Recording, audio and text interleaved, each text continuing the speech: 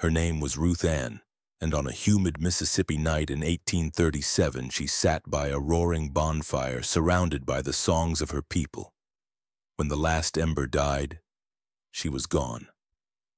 All that remained was her shadow, burned into the very earth beneath her, a shadow that would reappear in the same spot every single year. They said she ran, but the truth was far more powerful, a secret that would echo for 100 years, waiting for the right person to uncover it. Before we carry on, please hit the subscribe button to make my day and let me know where you are watching from in the comments. You won't want to miss what happens next. The sun over the Ellis plantation was a bruised orange, bleeding its final light across the fields of Natchez. It was 1837 and the day was dying as it had lived, under the weight of a heat that felt personal and punishing. Long, distorted shadows stretched from the figures of the field hands as they dragged themselves from the last rows of cotton, their movements slow and heavy with a bone-deep weariness. The air itself was a thick blanket, heavy with the cloying perfume of damp earth, the sharp tang of sweat, and the sweet, sickly smell of the bowls they had spent their lives picking. For the men and women of the Ellis plantation, this was the only air they knew, the scent of their bondage. Backs ached with a fire that never fully extinguished, and hands, raw and calloused from the sharp edges of the cotton plants, were maps of a pain that had no name. Among them moved Ruthanne Ellis, a woman in her mid-20s who possessed a quiet, unnerving stillness that set her apart. Where others sagged under the day's burden, she seemed to carry it with a strange, internal grace. Her eyes, dark and deep, held the slow-moving patience of the nearby Mississippi River, reflecting the bruised sky without complaint. She was not defiant in a way that would draw the lash, not with a sharp tongue or a rebellious glare.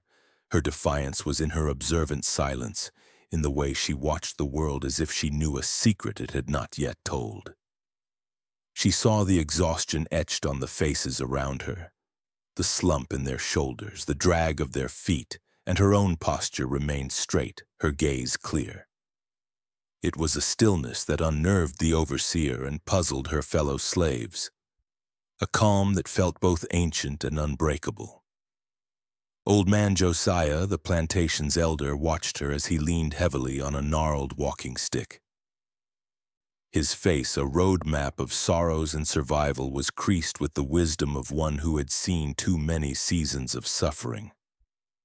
He was a man who saw the world behind the world, who heard the ancestors whisper in the rustling of the cypress leaves and saw their faces in the flowing water of the river.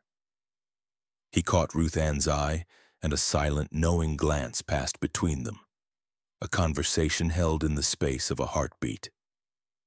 He shuffled closer, his voice a dry rasp, barely more than the sound of leaves skittering across the packed earth. "The air is heavy tonight, child," he whispered, his gaze sweeping over the darkening fields and the distant, oppressive silhouette of the big house. "The ancestors are close. The fire will call to them." A faint, mysterious smile touched Ruthanne's lips, a fleeting expression that did not quite reach her patient eyes. "And I will be listening, Uncle Josiah," she replied, her voice soft but clear, carrying a note of finality that made the old man's skin prickle. He saw something in her gaze then, a depth that went beyond patience, a readiness that felt as old as the land itself. He nodded slowly, understanding nothing and everything at once. The exhaustion that clung to the others was a physical weight, but Ruthanne's weariness seemed of a different kind, a spiritual exhaustion from a long, long wait that was finally nearing its end. As true darkness fell, the oppressive silence of the fields was replaced by the roar and crackle of the harvest bonfire. It was a massive pyre built in a clearing that bordered the cypress swamp, a roaring pillar of flame that threw sparks up toward a starless sky. It was the one night Master Elias Ellis allowed such a gathering, a calculated release of pressure he believed kept his workforce compliant. From the distant cold block of light that was the big house, He could be seen on his porch, a portly man swirling a glass of brandy, his gaze cruel and dismissive. To him, the fire and the singing that was beginning to rise from the throats of his slaves were nothing more than the sounds of animals letting off steam, a necessary ritual to ensure a productive day of labor tomorrow. He was utterly oblivious to the spiritual significance of the flames, to the coded language of hope and pain woven into the melodies of the spirituals. The firelight danced across the faces of the enslaved, making them flicker between moments of fleeting joy and the deep-seated sorrow that was their constant companion. They sang of Jordan's shore and swinging chariots, their voices blending into a single powerful current of sound that pushed back against the encroaching darkness. In the heart of this circle of song and fire there was a palpable sense of community, a shared breath in a world designed to suffocate them. Ruthanne, however, sat slightly apart from the main group, perched on a small flat stone that was cool against the humid air. She did not sing. Her hands rested in her lap and she swayed gently, her body a silent metronome for the rhythm of the hymns. Her gaze was locked on the heart of the flames, her expression one of profound reverence, not fear. The intense heat that made others keep their distance seemed to draw her closer, and the firelight painted her skin in shifting shades of orange and gold. A younger woman named Sarah, her face gleaming with sweat and youthful energy, broke from the singing circle and came to her side.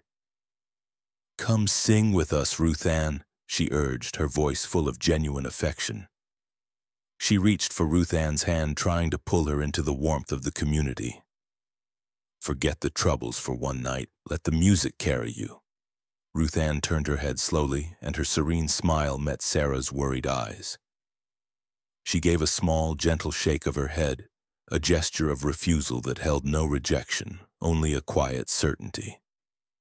Sarah, seeing the unshakable resolve in her friend's posture, let her hand fall away and retreated back to the circle, a sense of unease settling in her heart.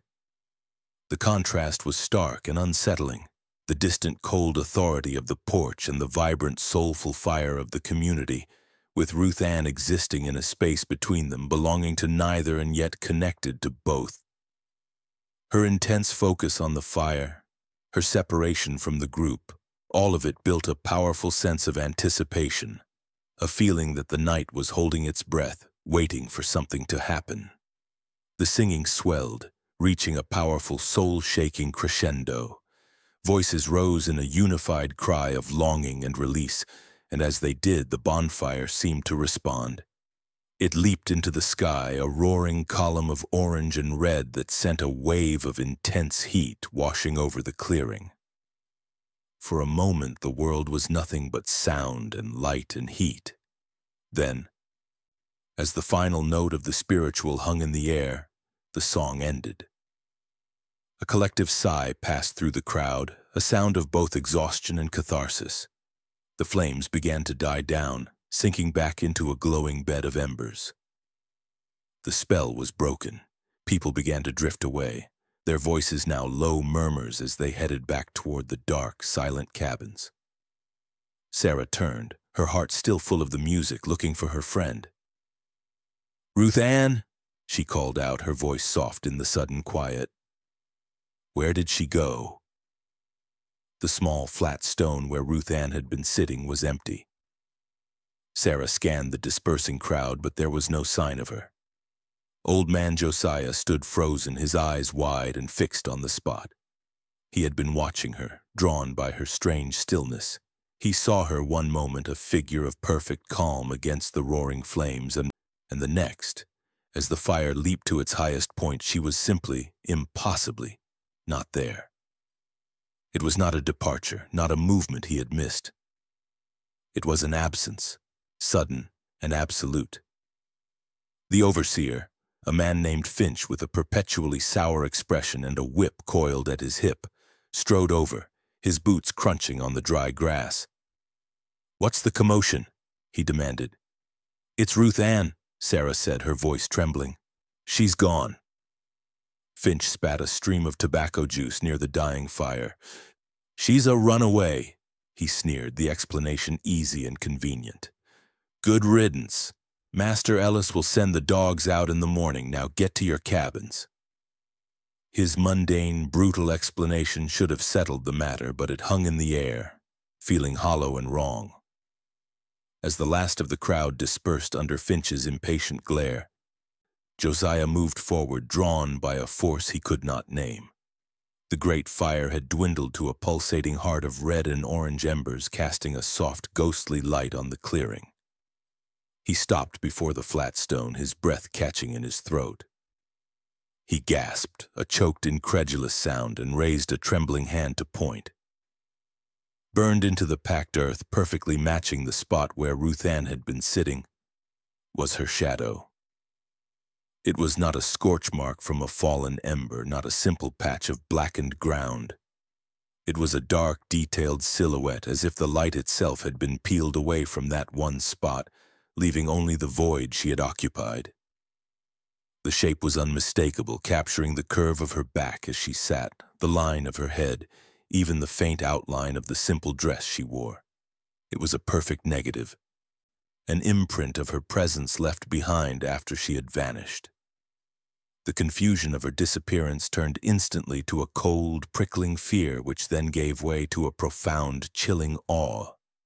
The overseer's dismissal of a runaway was immediately rendered meaningless, a fool's explanation in the face of the impossible evidence now etched into the very land of the Ellis plantation. The night was no longer about a missing woman, it was about the shadow she had left behind. A year passed, a wheel of seasons turning on an axle of fear and whispered hope. On the Ellis plantation, the name Ruthanne was a ghost on the wind, forbidden by Master Ellis, but spoken in the hushed sanctity of the cabins at night. Her story was no longer just a story, it was a seed planted in the fertile soil of their collective memory. Watered by the tears of the old and the wide, questioning eyes of the young. Master Elias Ellis, for his part, had grown leaner, his face drawn into a permanent scowl, his eyes darting with a new, unsettling paranoia. He had spent the year trying to erase the memory, punishing any mention of her name with a cold fury that only made the whispers grow more fervent. The faint gray stain on the ground, the place where the shadow had been, was a constant, silent rebuke to his authority. It had weathered the lashing winter rains and the baking summer sun, a persistent ghostly afterimage that mocked his ownership of the land. Now, with the harvest done, a new tension settled over the plantation. The air grew thick with unspoken questions. Would he allow the bonfire? To forbid it would be an admission of fear, a concession that the event of the previous year held power over him. To allow it felt like a dangerous provocation. In the end, his pride, that brittle and venomous thing, won out. He announced that the bonfire would proceed as usual on the exact same spot, a sneering dare to the memory that haunted his property. He would prove to them, and to himself, that it had been a fluke, a trick of the light, a shared delusion born of exhaustion and foolish superstition. He would burn the ghost of Ruthanne out of his land for good. That night the fire was lit with a grim sense of ceremony. There was no joy in it, only a heavy, watchful silence. The enslaved community gathered, their faces illuminated by the hungry young flames, their eyes fixed not on the fire itself, but on the pale gray stain on the earth beside it. Master Ellis stood on his porch again, but this time he was not relaxed with brandy. He stood rigid, his hands clenched into white-knuckled fists on the railing, his body a taut line of defiance against the encroaching darkness and the power it might hold. He was a king daring a ghost to appear in his court. As the flames grew, licking higher and higher into the black sky, a collective gasp rippled through the crowd, a sound like a single startled breath. The pale stain on the ground, which had been little more than a discoloration in the moonlight, began to change. It darkened, the edges sharpening, the form becoming terrifyingly distinct. It was not merely a shadow being cast, it was a presence re-emerging from the earth itself. In the full roaring light of the bonfire, the silhouette of Ruthanne reappeared, crisp and undeniable, a perfect void in the shape of a seated woman. A woman in the crowd screamed, a raw, piercing sound of terror and awe. Master Ellis's face, visible even from the distance of the porch, contorted into a mask of disbelief and pure, unadulterated rage. "It's a trick," he bellowed, his voice trembling, cracking with a fear he could not conceal. "A devil's trick! Put it out! Dig it up! I want that stain gone from my land!" Under the furious, panicked orders of the overseer, several men were forced forward with shovels. They hesitated, their fear of the master warring with a deeper, more primal fear of disturbing this sacred, impossible thing. But the lash was a more immediate threat. With reluctant, trembling hands, they plunged their shovels into the earth. They dug frantically, turning the soil over and over, churning the dark earth where the shadow lay. They created a patch of loose, broken ground, a wound in the clearing. For a moment, the silhouette was gone, swallowed by the disturbed dirt. A ragged sigh of relief escaped Master Ellis's lips. But it was short-lived. As the firelight continued to beat down upon the clearing, something impossible happened. On the surface of the freshly turned soil, on the loose clumps of dirt and clay, the shadow began to reform. It bled back into existence, as if cast from an invisible, unmovable source, its lines just as sharp, its form just as complete. The men with the shovels stumbled back, dropping their tools with clatters of metal that were swallowed by the roaring fire and the stunned silence of the crowd. The event had moved from a one-time mystery to a recurring miracle. The community's fear was burned away in the heat of that moment, replaced by a powerful, exhilarating sense of validation and wonder. Ruthanne had not left them. Her promise remained. On the porch of the big house, Elias Ellis felt a cold dread snake its way up his spine. His authority, the very foundation of his world, had been openly defied and visibly undermined by a force he could not whip, could not buy, and could not bury. This was not the end of a ghost story.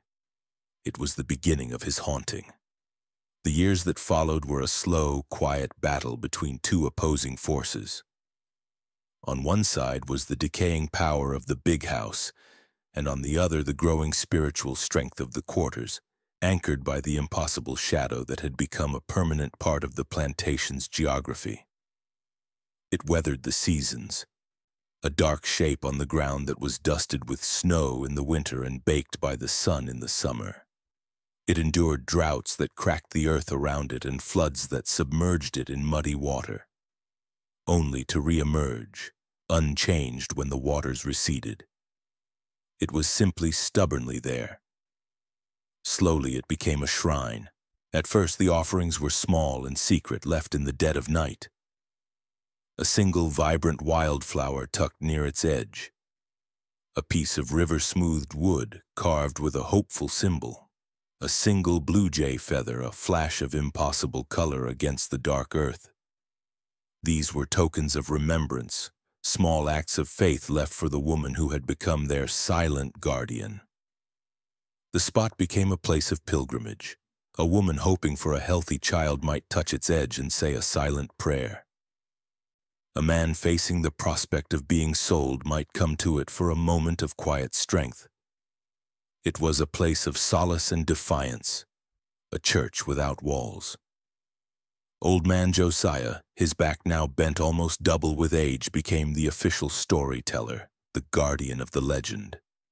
He would gather the children at the edge of the fields, far from the prying eyes of the big house, and in the fading light of day, he would weave the story of Ruthanne. His voice, once a dry rasp, had taken on a low, resonant quality. The voice of an oracle. "Don't you ever believe she ran?" he would tell them, his dark eyes holding theirs, ensuring the truth of his words settled deep in their souls. That's the master's story, a story for his books and his ledgers. The truth is she flew. The fire was her chariot, and she left her shape behind to watch over us, to remind us that our spirit is a thing they can never put in chains, never own, never break. With each telling, the legend grew, embellished with the poetry of a people in desperate need of magic.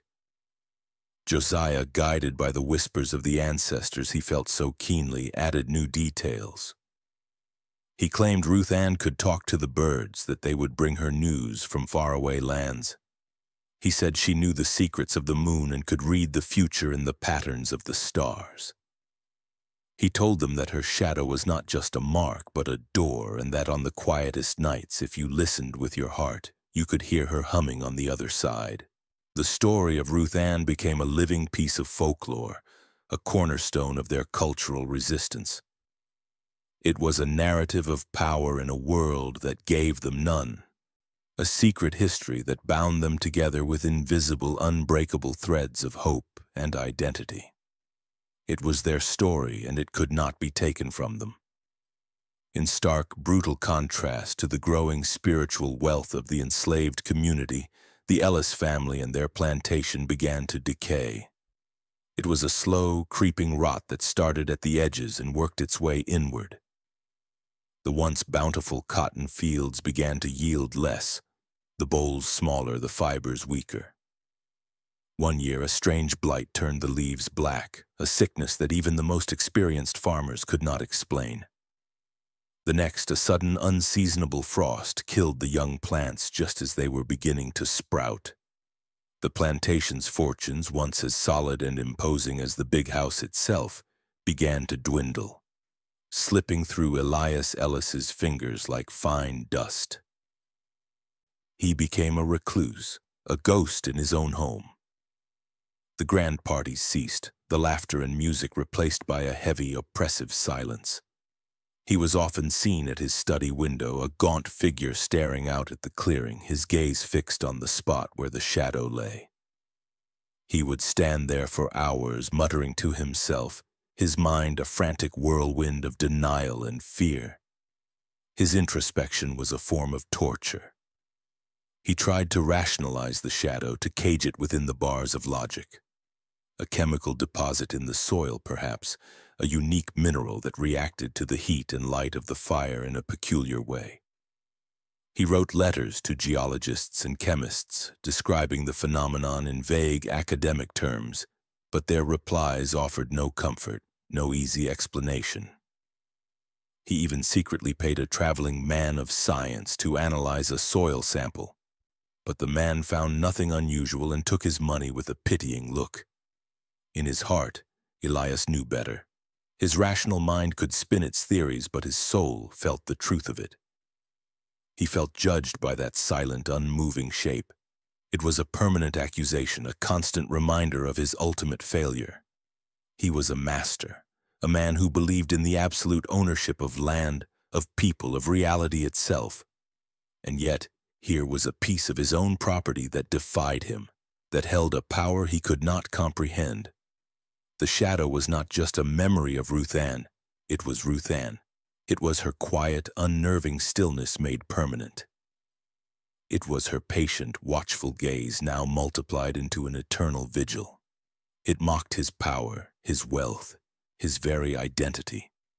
It was a symbol of a spirit he had tried to own, but could never contain. This obsession became the core of his being, a cancer that consumed him from the inside out. He lost weight, his skin turning sallow, his eyes sinking into dark, haunted pits. His wife, a woman as brittle and ornamental as the porcelain dolls in her parlor, began to fear him.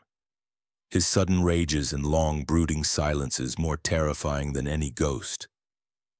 The shadow was no longer just a symbol. It felt like an active curse, a malevolent force that was draining the life from his land and his family, fulfilling the whispered narrative of justice that spread through the slave quarters like wildfire. Elias Ellis, the master of hundreds of souls and thousands of acres, was being driven to madness and ruin by a simple shadow, a final perfect act of rebellion from a woman he had tried and failed to erase. The Civil War, when it came, was not a distant thunder but a flash flood that tore through Mississippi, ripping the old world from its foundations. The Ellis plantation, once an island of tyrannical order, was swallowed by the chaos. Blue-coated Union soldiers marched onto the land, their faces a mixture of grim purpose and youthful bewilderment at the strange, oppressive beauty of the South. The big house, already a place of creeping rot and silence, was occupied, its fine furniture scuffed by muddy boots, its halls echoing with the unfamiliar accents of Ohio and Pennsylvania. Elias Ellis did not live to see the final dismantling of his kingdom. He died as he had lived for the past several years, a prisoner in his own home, his mind a shattered kingdom of paranoia. He passed away in his bed, a shrunken, skeletal figure, his last delirious words not for his wife or his lost fortune, but a string of curses directed at a patch of earth he could see from his window, a patch of earth that held a power he could never conquer. He was buried unceremoniously in the family plot, his death barely registering as a footnote in the grand, bloody ledger of the war.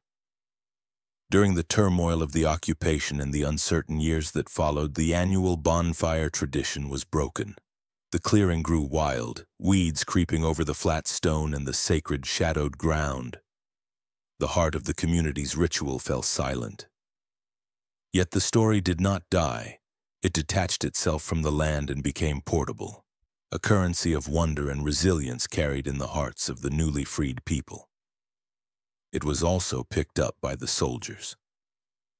They heard the tale of the shadow woman of Natchez whispered around their campfires, a piece of local folklore as thick and mysterious as the swamp mist. Their reactions were a curious mix. Some practical men from farms and factories dismissed it as superstitious nonsense, the fanciful tale of an ignorant people. Others were intrigued, their imaginations sparked by the Gothic romance of the story. And a few, men who had seen the horrors of battle and felt the thinness of the veil between life and death, were genuinely spooked.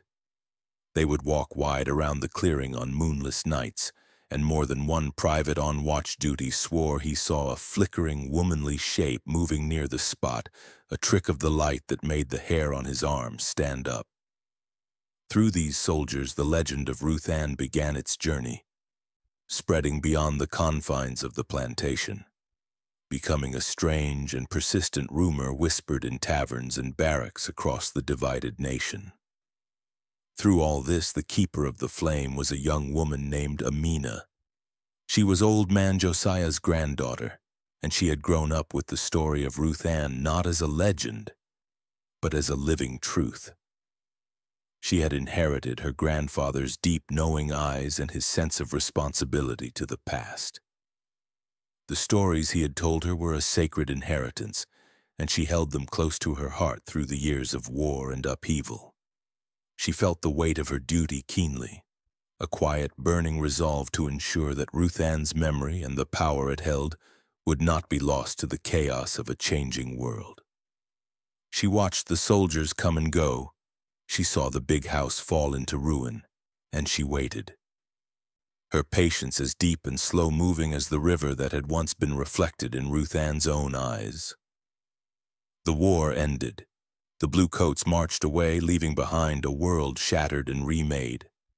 The people of the former Ellis plantation were now sharecroppers and free laborers, their lives still a grueling struggle, but a struggle now underscored by a new, fragile, and fiercely protected sense of ownership.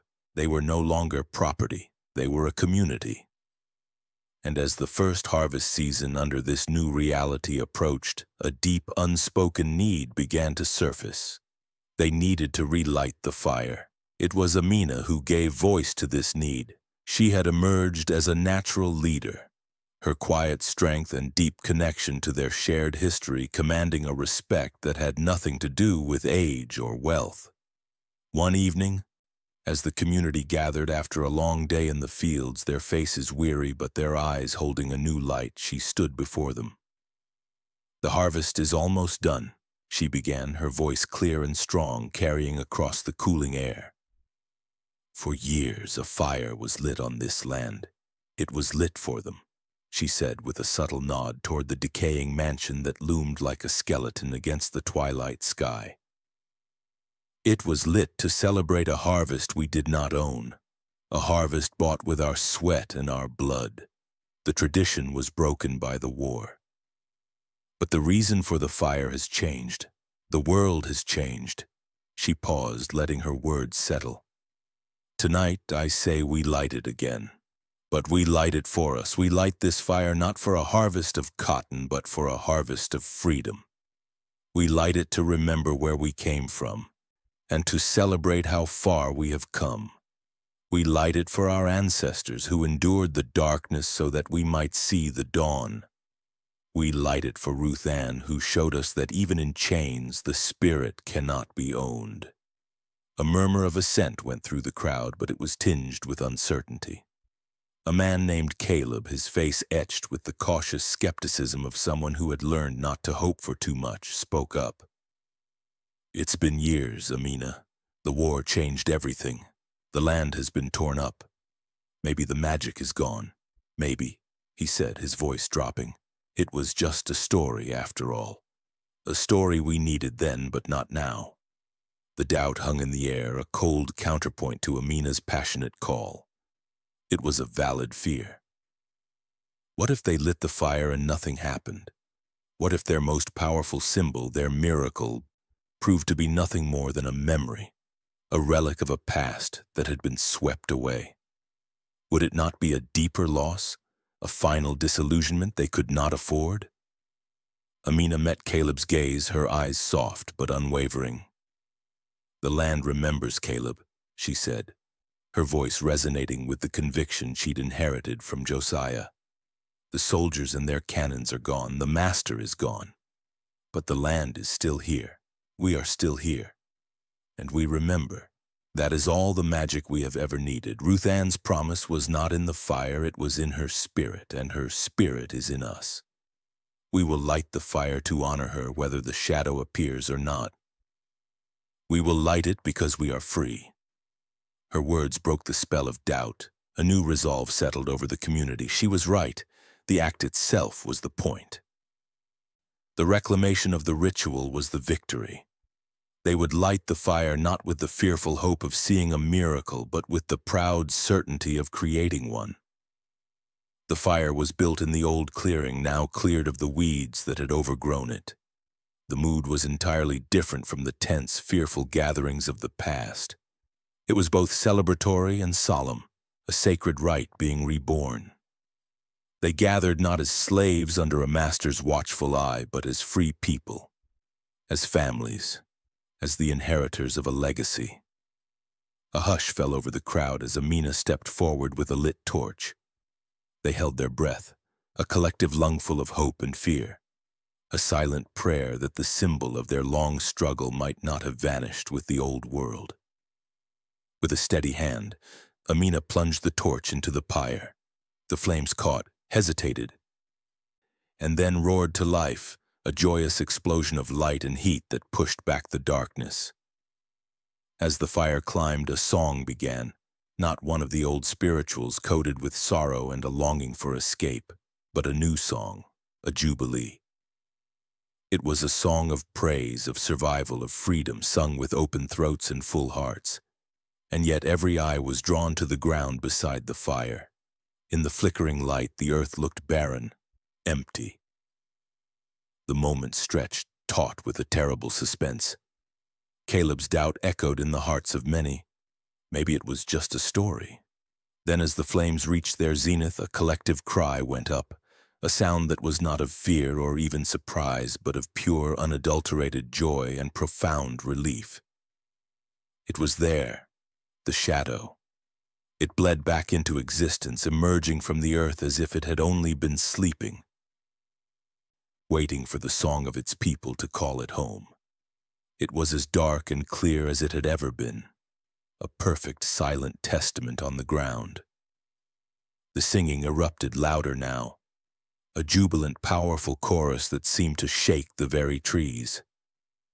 People were laughing, crying, embracing one another. The shadow was no longer just a symbol of defiance against a master, a secret sign of hope in the darkness. In that moment it was transformed.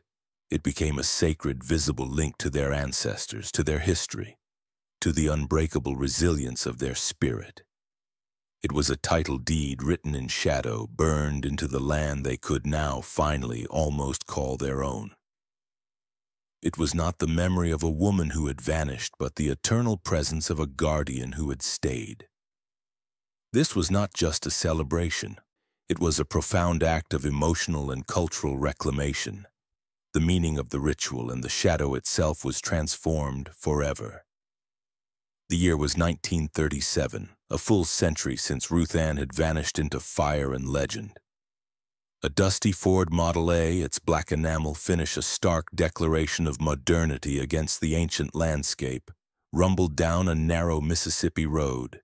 It kicked up a fine cloud of red clay dust that coated the thick emerald leaves of the kudzu vines strangling the trees.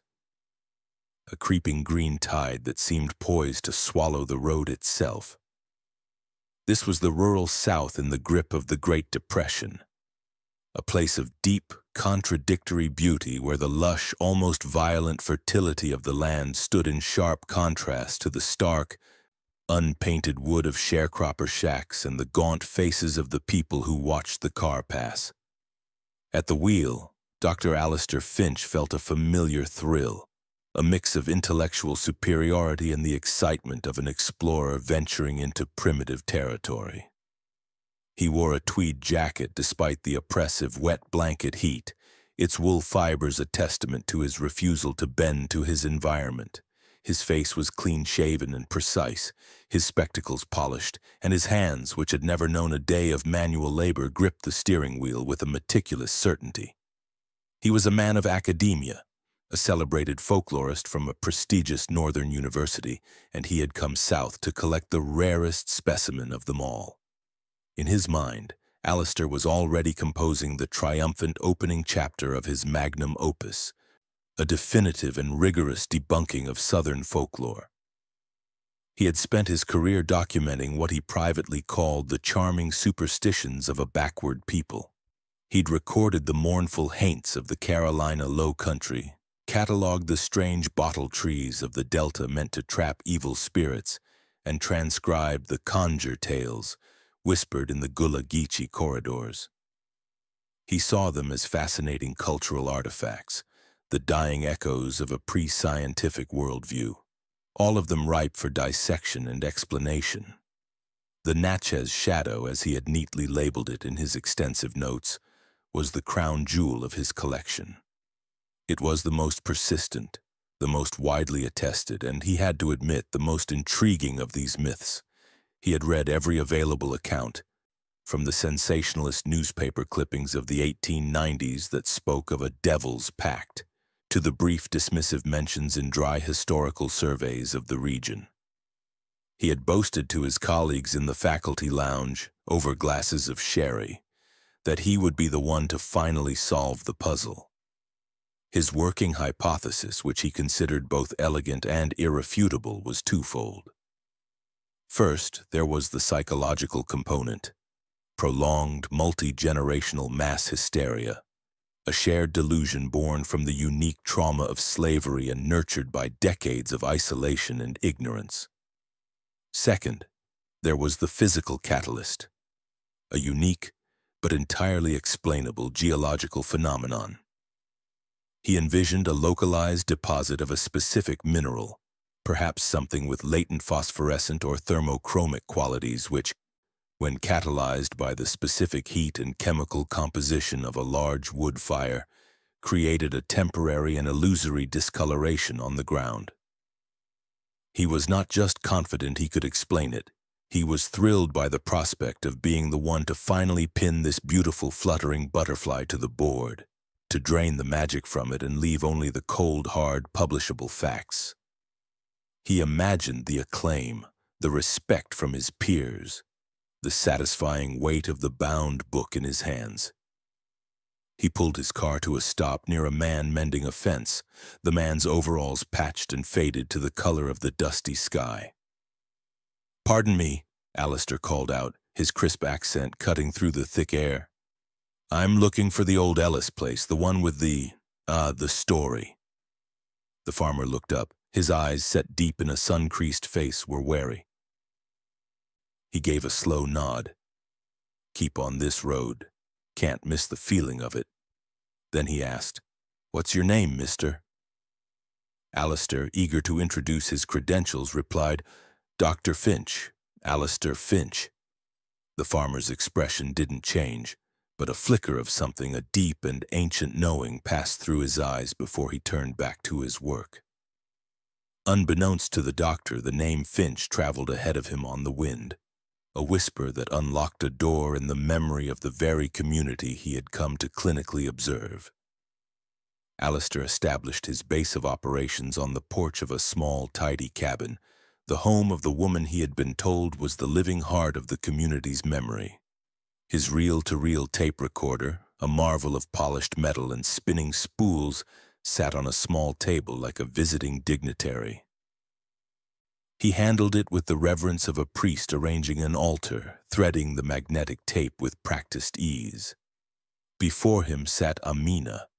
A century of life had made her body frail and bird-like, her skin a delicate wrinkled parchment that showed the intricate map of her long years. But her eyes, when she lifted them to meet his, were anything but frail. They were sharp and startlingly clear, holding a light that seemed to have been gathering for 100 years. She was surrounded by her children, grandchildren, and great-grandchildren, a silent, watchful chorus who had offered him a glass of cool water with polite formality, but had not yet offered him a genuine smile. Their politeness was a wall, smooth and high and giving no handholds. They knew his name. "So," Alistair began, his voice a crisp, academic baritone that he carefully modulated for the microphone, the voice he used for his popular university lectures. "The story, as I have pieced it together, is that a woman's shadow was, quite literally, imprinted on the ground by firelight." Fascinating. He leaned forward, his expression a carefully crafted mask of intense professional interest. "Now, there must be a rational explanation. My working theory, as I mentioned, involves a chemical reaction. Perhaps a lightning strike occurred on that spot centuries ago, altering the composition of the soil, or maybe a small meteorite rich in certain elements is buried there. Have you ever had the soil professionally analyzed?" The family members exchanged glances, a silent, lightning-fast conversation that Alistair could not decipher but which he mentally filed away under folkloric communication patterns. It was Amina who finally answered, her voice thin but as steady as a taproot, carrying the undeniable weight of her years. "Some things, Doctor, aren't for science to explain. They are for the heart to understand." She looked from his spinning machine to his earnest, expectant face. "That shadow is a promise. You can't put a promise in a bottle and take it back to your university to put on a shelf." Alistair offered a patient, slightly condescending smile. Of course. I have the utmost respect for the metaphorical power of the narrative, the importance of the story as a cultural touchstone for your community. But my work requires me to investigate the phenomenon itself, the physical event, the how of it all." Amina's gaze did not waver. She seemed to look right through his academic poise. "You're a Finch, aren't you?" she asked, her tone as casual as if she were asking about the weather, yet the question landed with the force of an accusation, silencing the crickets in the nearby grass. "I remember my grandfather, Josiah, speaking of an overseer by that name. A sour man, he said. He was there that night. He was the first one to call it a runaway." The air on the porch grew thick and still, heavy with unspoken history. Alistair was momentarily thrown, his carefully constructed scenario suddenly complicated by an unexpected variable. He knew from his genealogical research that his great-grandfather had been an overseer in this region, a fact he had considered a minor, if slightly embarrassing, historical footnote. He had not, however, connected the name to this specific plantation, to this specific, seminal event. "Why, yes," he stammered, quickly recovering his professional composure. "I believe he was. A distant relation, of course. What a remarkable coincidence." "There are no coincidences on this land, Doctor," Amina said softly, her eyes holding his, her voice carrying a profound and weary certainty. "Only history that you know, and history that you don't." The interview continued for another hour, but its nature had irrevocably shifted. It was no longer an academic inquiry, it was a tense cat-and-mouse game. Alistair, feeling his control of the situation slipping, pushed harder for facts, for data, for anything he could measure and record. He proposed alternative theories. Could it be a form of static electricity? A trick of the smoke, perhaps creating a persistent pattern? The elders, led by Amina, deflected each question with the effortless grace of long practice. They responded with poetry, with allegory, with stories about the way the river holds memories and the way the cypress trees whisper secrets to those who know how to listen. They refused to let him pin their belief down, to reduce their miracle to a simple, digestible, explainable fact. Amina's mention of his name had been a subtle, masterful challenge, a quiet reminder that he was not an objective observer entering a sterile laboratory. He was a man with a name, a history, and he had just walked completely unaware into a story that was, in part, his own. His academic quest had become a personal reckoning, and a flicker of annoyance warred with a strange, unwelcome feeling of being deeply, profoundly seen. To Alistair's immense satisfaction, he was formally invited to attend the centenary bonfire. He saw it as the ultimate opportunity, his chance to observe and document the phenomenon under what he considered to be perfect, controlled conditions. He arrived in the clearing as dusk was bleeding into night, his academic excitement making his movements sharp and jerky. He felt like a true scientist, an explorer on the verge of a great discovery, even if that discovery was simply the mundane truth behind a century-old ghost story. The community was already gathering, moving with a slow, deliberate grace. Their mood was entirely different from the joyous, celebratory atmosphere he had read about in some accounts. A deep solemnity hung in the air, a quiet reverence that was made heavier, more formal, by the intrusive presence of the outsider. He immediately set to work, a whirlwind of methodical activity that stood in stark contrast to the stillness of the people. He set up his large-format camera on a heavy wooden tripod, aiming its cold glass lens directly at the sacred spot where the shadow was said to appear.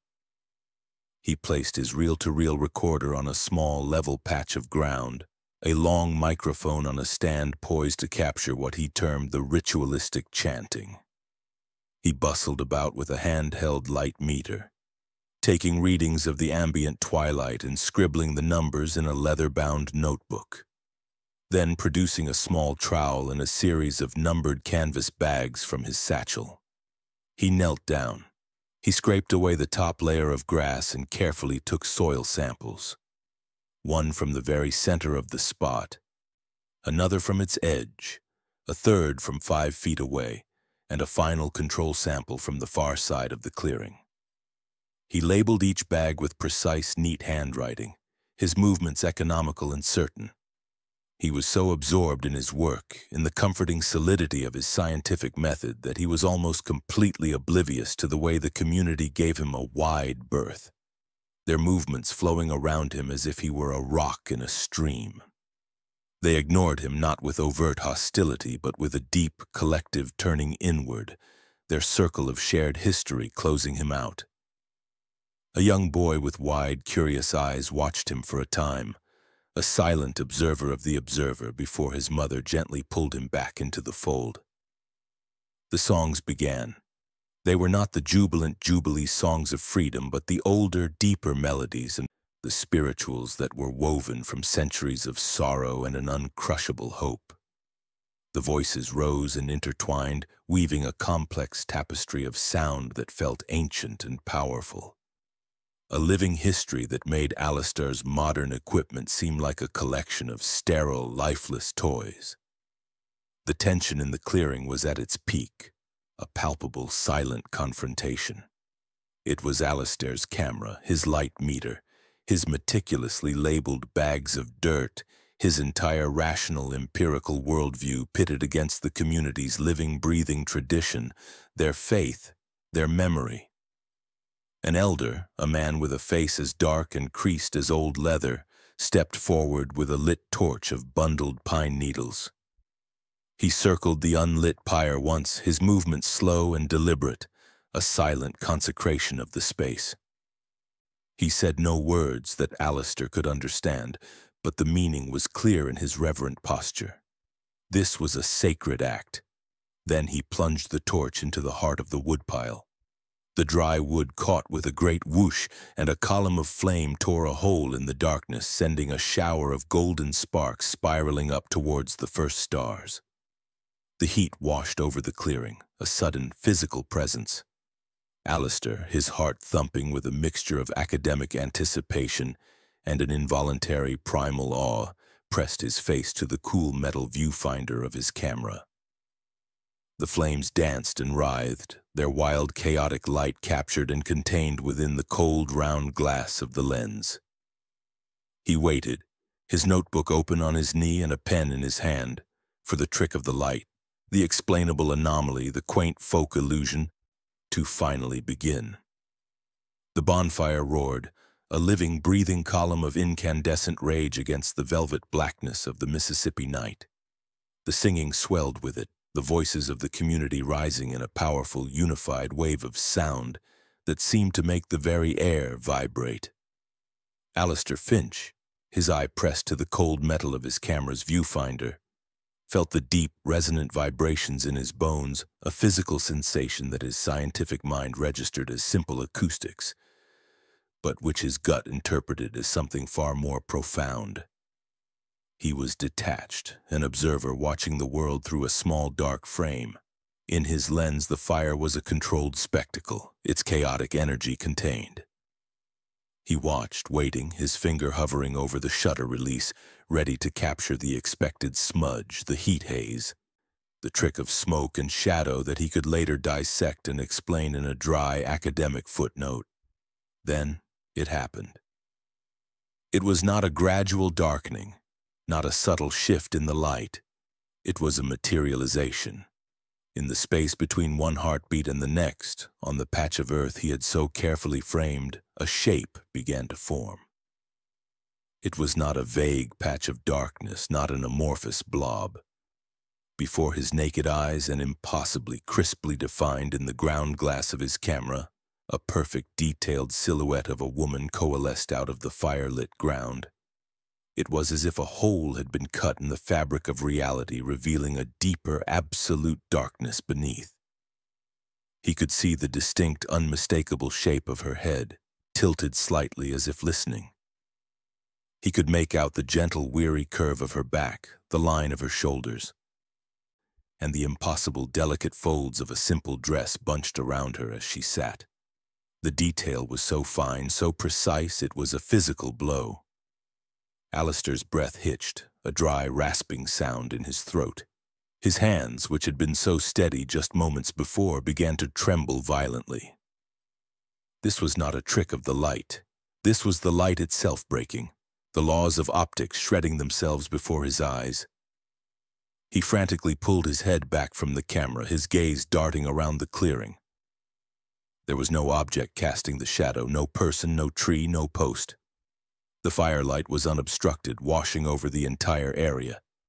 He fumbled for his light meter, his fingers clumsy, and held it up. The needle was steady. He checked the readings he had taken earlier, his mind racing, desperately seeking a variable, an anomaly, anything to cling to. The ambient light was consistent.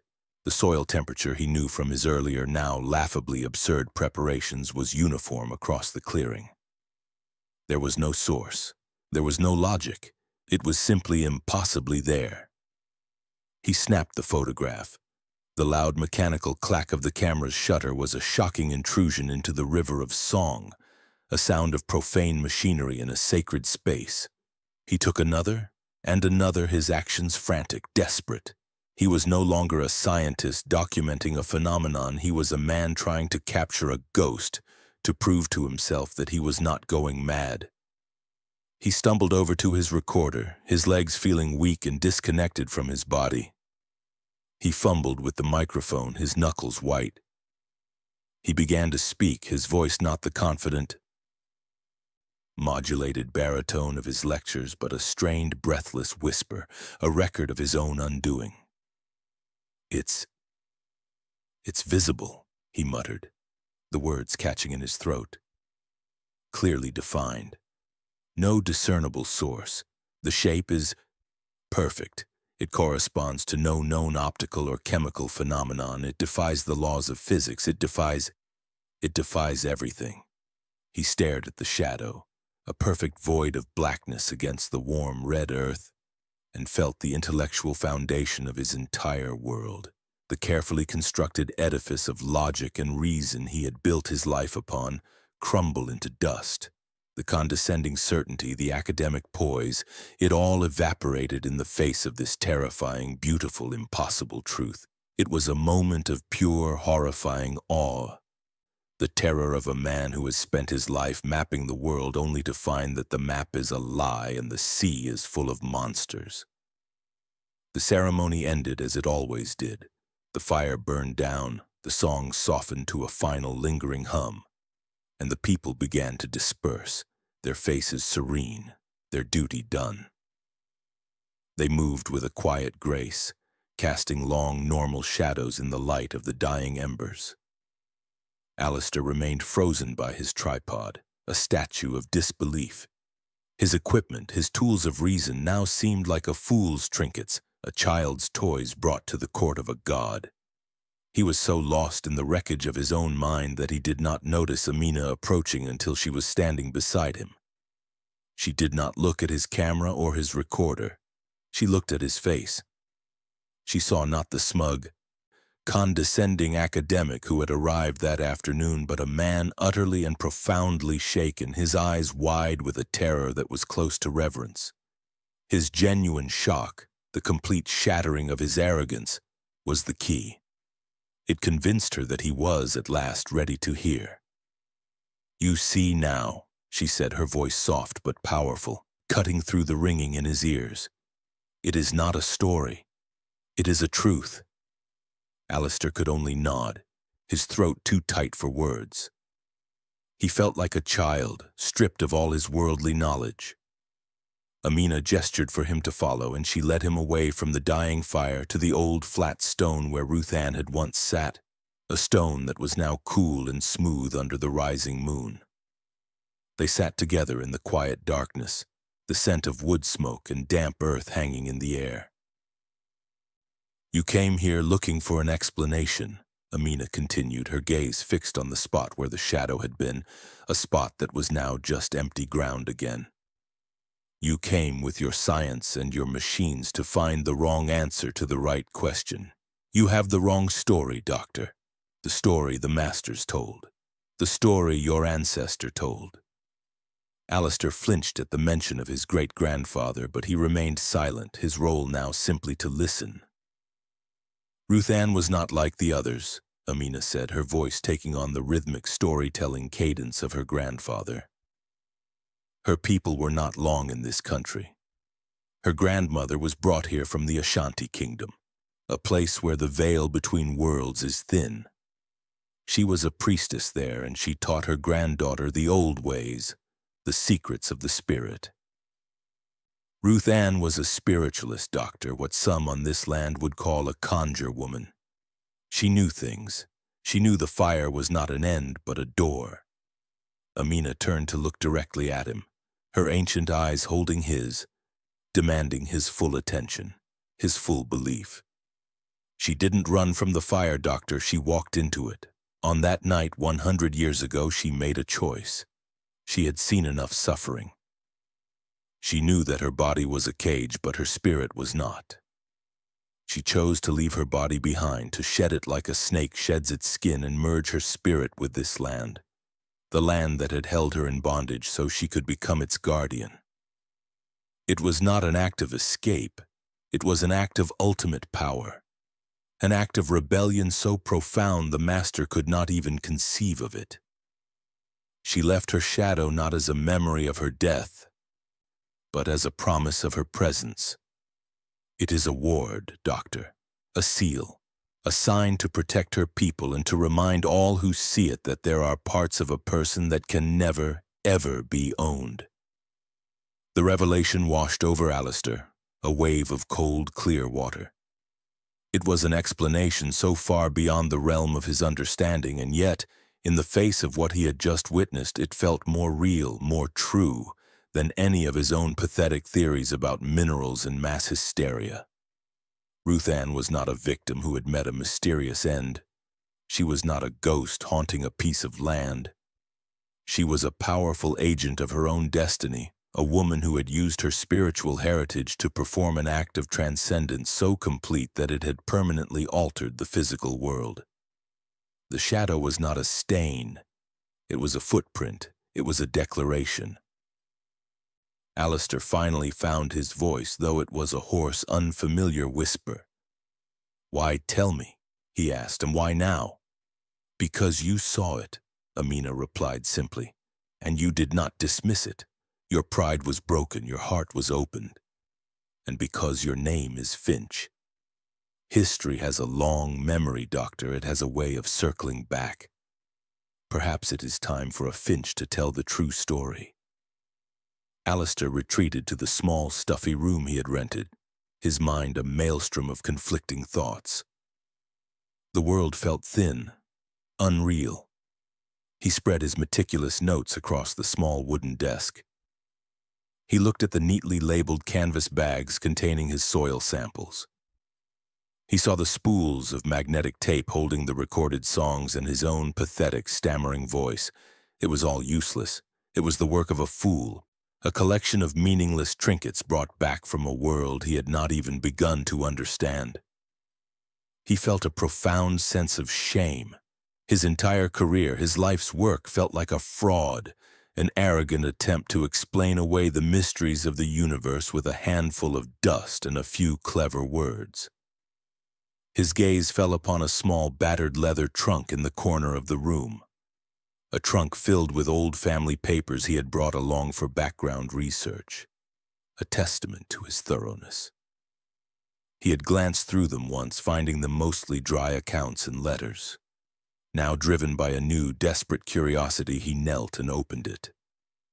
The smell of old paper and dry leather filled the air.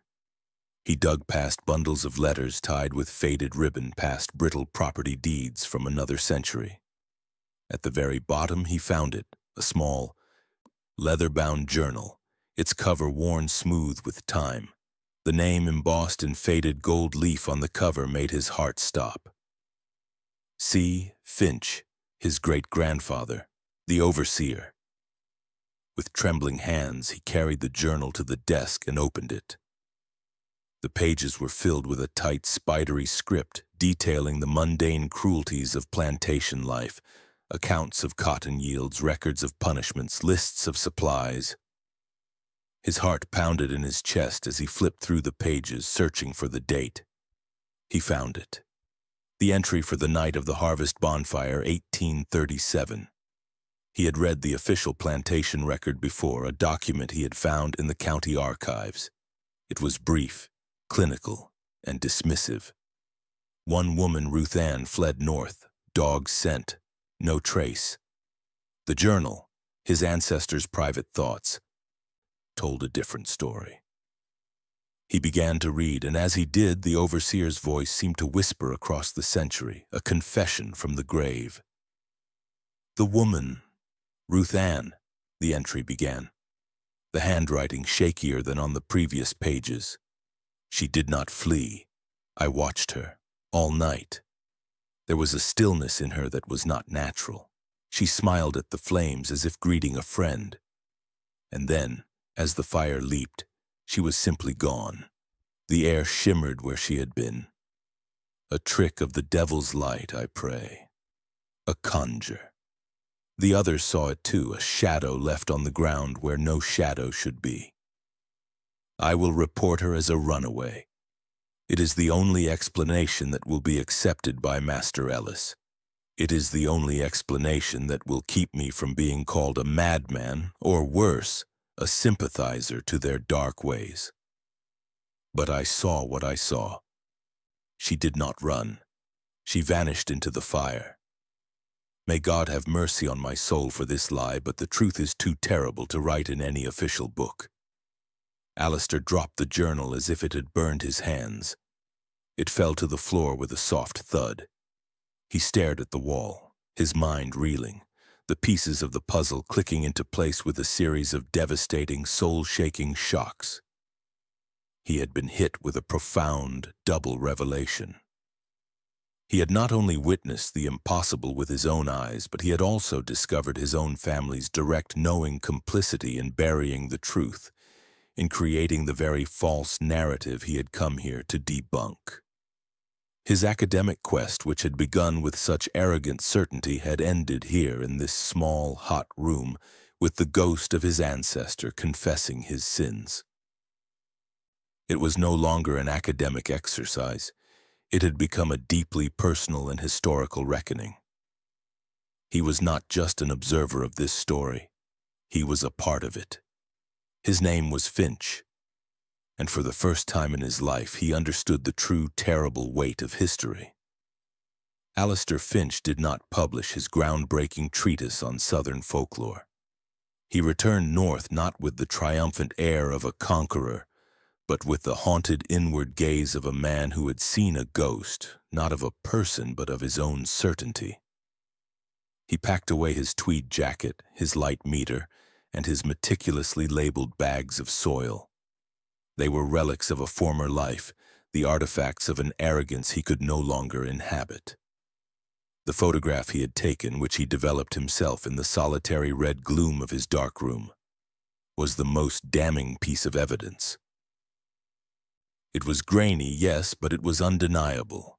A perfect, crisp silhouette of a woman sitting on the ground with no possible source of its creation. It was a picture of an impossibility, a photograph of a miracle. He knew, with a sickening certainty, that to publish it in any scientific journal would be professional suicide. It would be labeled a hoax, a double exposure, a fraud. He would be ruined, not for lying, but for telling a truth too large for the world to accept. For months, he was adrift. He canceled his lectures, citing exhaustion. He avoided his colleagues in the faculty lounge, their confident braying laughter about verifiable facts and empirical data now sounding to him like the chatter of fools. He would sit in his study for hours, the photograph on his desk beside his great-grandfather's journal. The two objects were a silent, powerful dialogue across a century. One was a lie recorded to preserve a man's place in the world. The other a truth that would shatter his own. He felt the profound, crushing weight of his ancestors' choice. The casual cruelty of reducing Ruthanne's transcendent act to a mere footnote of a runaway slave, a lie that had held for 100 years. And he felt the weight of Amina's challenge, her quiet assertion that it was time for a Finch to tell the true story. He began to write, not to his academic peers, but to Amina. His first letters were stilted, full of questions that still tried to frame the event in a way he could understand. Amina's replies, penned in the elegant looping script of a woman taught to write late in life, were patient and profound. She did not answer his questions directly, but instead told him more stories. Stories of Josiah, of the community, of the small acts of courage and faith that had kept the memory of Ruthanne alive. A new purpose began to form in Alistair's mind, one that had nothing to do with fame or academic tenure. His purpose was not to explain, but to listen, not to dissect, but to preserve. He made trips back to Natchez year after year. He no longer brought his scientific equipment, only a simple notebook and a pen. He was no longer a scientist in a lab, but a student on a pilgrimage. He sat on Amina's porch, and listened. He recorded the oral histories of the community, the stories that had been passed down from generation to generation, the ones that had never been written in any official book. He learned the names of the people who had been enslaved on the Ellis plantation, their loves, their losses, their humanity. He was no longer collecting folklore, he was receiving a history. After nearly a decade of this quiet, devoted work, he finally published his book. It was not the book he had set out to write. Its title was The Shadow of Ruthanne, Testimony and Truth on the Banks of the Mississippi. It was a strange, hybrid work that baffled the literary and academic worlds. It began with his own shaken, intensely personal first-person account of the centenary bonfire. It followed with a complete, respectful transcription of Amina's oral history, allowing her voice in the community's narrative to stand on its own, unburdened by his analysis. And its final devastating chapter was a single verbatim entry from the journal of Overseer C. Finch, his ancestors' confession laid bare for the world to see. Alistair offered no grand theory, no reconciliation of the three accounts. He simply presented them as a trinity of truths. The stunned testimony of the scientific witness, the deep unbroken river of spiritual tradition, and the cold, hard fact of the historical cover-up. The book was not a bestseller. The academic community largely dismissed it. Alistair Finch, they whispered, had gone native, a promising career squandered on mysticism and sentimentality. But the book found its true audience. It was read by a new generation of historians, those interested in the power of oral tradition and the hidden histories of the marginalized. It was studied by theologians and sociologists. Most importantly, it was found by the descendants of the enslaved, people scattered across the country who were searching for a connection to a past that had been systematically erased. Alistair's book gave them back a piece of their story. It brought a new kind of attention to the clearing in Natchez, not from curious gawkers hoping to see a spook show, but from respectful pilgrims seeking a connection to something sacred. The modest proceeds from the book, combined with donations from those it had touched, were enough to form a trust, to buy the land, and to begin the slow, sacred work of building a memorial. The site in the present day is a place of profound and quiet beauty. The land that once produced cotton under the lash now produces a sense of peace. The overgrown clearing has been transformed into a serene park-like space. The crumbling, haunted ruin of the big house is gone, its foundations now forming a simple rectangular outline on the grass, a historical scar that serves as a quiet reminder of what once stood there. The focus of the entire site is the place of the bonfire. It is marked by a wide, low circle of local stone, warm and reddish in the Mississippi sun. It is not a monument to a ghost, but a testament to a presence. Set back from the circle, nestled amongst the cypress and oak trees, is a small, modern building. It is the Ruthanne Ellis Memorial Museum and Visitor Center. Built from natural wood and glass, it is designed to blend into the landscape, to listen more than it speaks. Inside, the air is cool and still. There are no grand portraits of the Ellis family, no celebration of the wealth they built on human suffering. The exhibits are dedicated to the lives of the people they enslaved.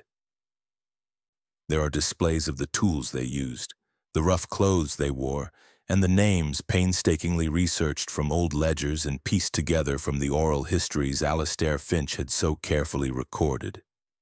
There is a listening station where visitors can put on headphones and hear the soaring, heartbreaking beauty of the old spirituals, sung by a local choir. And in a simple glass case in the center of the main room, there are three objects. On the left is a first edition of Alistair Finch's book, its cover worn from being read and reread. In the center is a grainy black and white photograph, the one Alistair took on that fateful night in 1937. The image is stark and irrefutable. The roaring fire, the dark earth, and the perfect impossible silhouette of a woman sitting in a place of honor. On the right, open to the fateful entry, is the small, leather-bound journal of Overseer C. Finch, his spidery, guilty script a confession that still resonates with power. A young woman is speaking to a small, diverse group of visitors gathered around the case. Her name is Imani, and she is the site's curator and lead historian.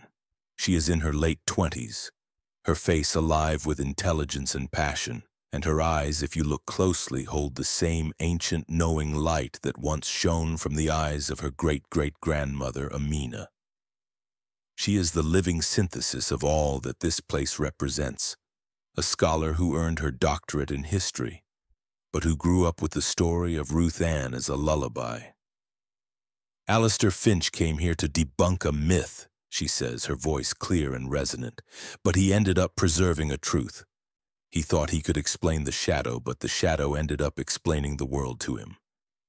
It taught him that some truths are not meant to be captured by science, but must be witnessed by the heart. And his ancestors' journal, she says, gesturing to the book, reminds us that history is not just what happened, but what we choose to remember and what we choose to forget. She is the promise of the place made manifest, the descendant of the enslaved now acting as the guardian of their story.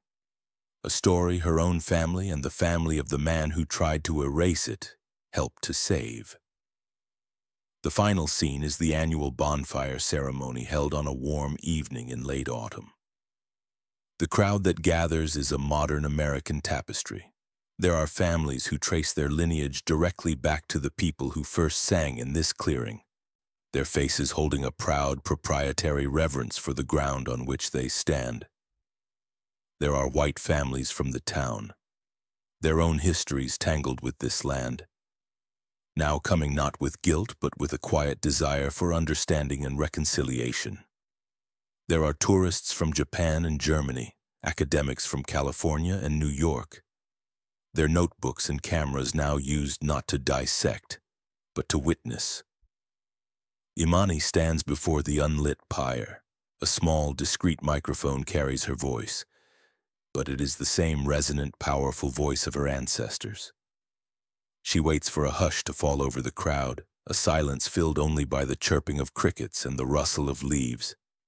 "Welcome," she begins. "We don't light this fire to summon a ghost. We light it to remember a promise. The promise that you can burn down a body but not a spirit. You can own a person, but you can never, ever own their soul. 188 years ago, a woman named Ruthanne Ellis sat on this ground. She was called a slave, but she was never a slave to fear. In an ultimate act of power, in an act of spiritual rebellion so profound it changed the world, she walked into the firelight and left her body behind. She left her shadow not as a sign of her death, but as proof of her eternal life. It is a footprint on the land she was tied to but could never be contained by. It is her promise, and it is our inheritance." She takes a torch from an elder and plunges it into the pyre. The flames catch and roar to life, a column of light and heat that feels both ancient and new. And then, the singing begins. The old spirituals, their melodies timeless, are sung by a chorus of voices, old and young, black and white. As the flames reach their peak, a collective gasp, a sigh of wonder moves through the crowd. The shadow of Ruthanne appears on the ground as clear and profound as it was on the night she first left it. The camera focuses on the shadow, a perfect still void against the dancing flames. Then it slowly pans up, across the faces in the crowd. It lingers on the face of a young black girl, her eyes wide with a wonder that connects her directly to the past. It moves to an elderly white man, tears streaming down his face, his expression one of complex, cathartic release. It captures the shared awe, the silent understanding that they are all witnesses to something sacred. The story concludes that a single act of spiritual defiance born in the crucible of unimaginable oppression has become a beacon, a shadow, born of fire, has served to illuminate the darkest corners of a nation's history, proving that some lights can never be extinguished. The final shot is the shadow, holding its perfect serene form against the wild, dancing flames, an eternal testament to the woman who refused to disappear.